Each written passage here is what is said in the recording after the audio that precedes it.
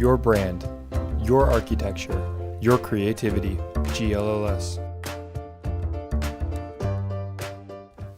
Hey guys, it's Jamie here from Green LED Lighting Solutions. Today we're going to talk about the ESA2 software. So that's Easy Standalone 2.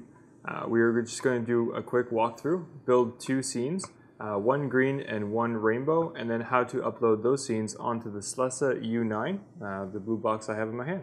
All right, let's go ahead and do that. Here is the shortcut for ESA2, Easy Standalone. So I'm just going to open that up right now. I should go right into the program. This scene here, normally it will say either if you want to go to demo mode or even use Ethernet. I have it connected to USB at the moment. So this is the first window that will pop up. It's the setup window. So in the setup window, you're going to want to go to generic. Under generic, you're going to pick RGB. Mostly it's an RGB fixture that we use for the LED Neon Flex. For most of our products. We're going to start on Universe 1, so that's 512 channels. We're going to start on DMX channel number 1, and we're just going to do one fixture just for this quick video here. So you hit patch. Once you hit patch, here's your fixture right here. You can use these faders to control the fixture down here. There is an easier way I'll show you in a second. So basically if you drag up each one, so that's the red, next one will be green, RG, and then the last one is blue. So if you go up on this, just at the top, Scene Builder. So in Scene Builder, it is a lot easier to create your scenes instead of using the faders as I just showed you.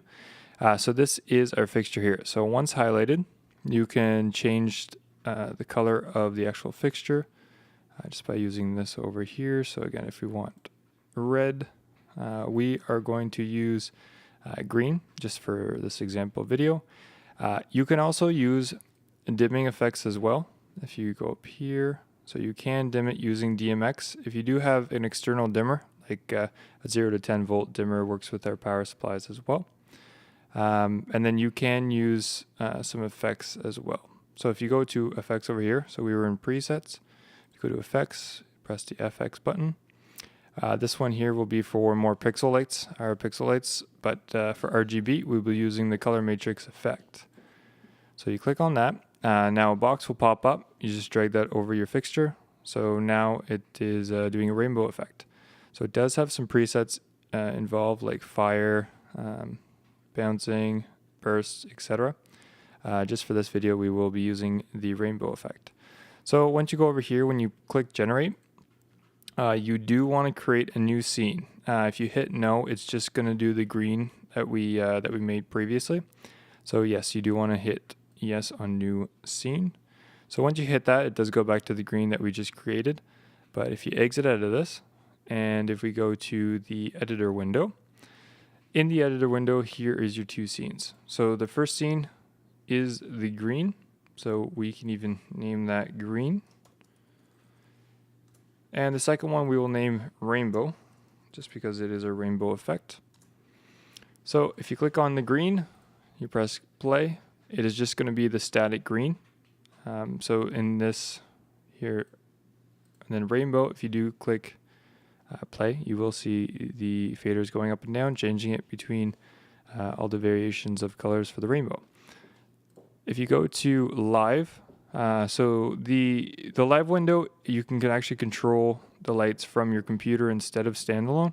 So this one here for the U9, which is normally given out or we recommend for RGB lights, it uses 256 channels, but the computer will create the other 256, equaling the 512 needed for one universe.